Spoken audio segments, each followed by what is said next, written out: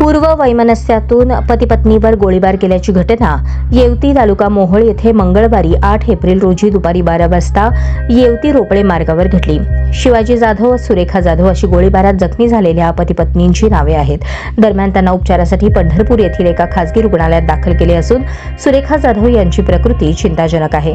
दरम्यान गोळीबार करून दशरथ केरप्पा गायकवाड हा संशयित फरार असून त्याच्या शोधासाठी एक अधिकारी आणि 10 कर्मचाऱ्यांचे पथक रवाना करण्यात आले.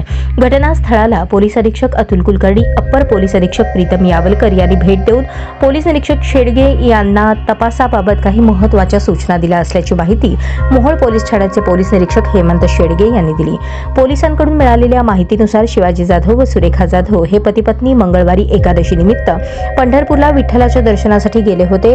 दर्शन आटपून येवतीकडे येत असताना येवती रोपळे रस्त्यावर ते आल्यावर दशरथ गायकवाड यांनी या पती-पत्नीवर गोळ्या झाडल्या. यात ते दोघेही जखमी झाले. तातडीने त्यांना पंढरपूर येथील एका खासगी रुग्णालयात उपचारासाठी दाखल केले असून सुरेखा गायकवाड यांची प्रकृती चिंताजनक आहे.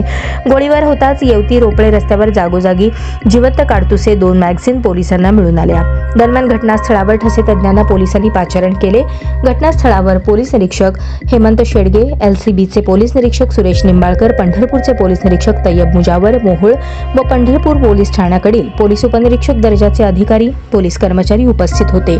उशिरापर्यंत फिर्याद घेण्याचे काम सुरू होते.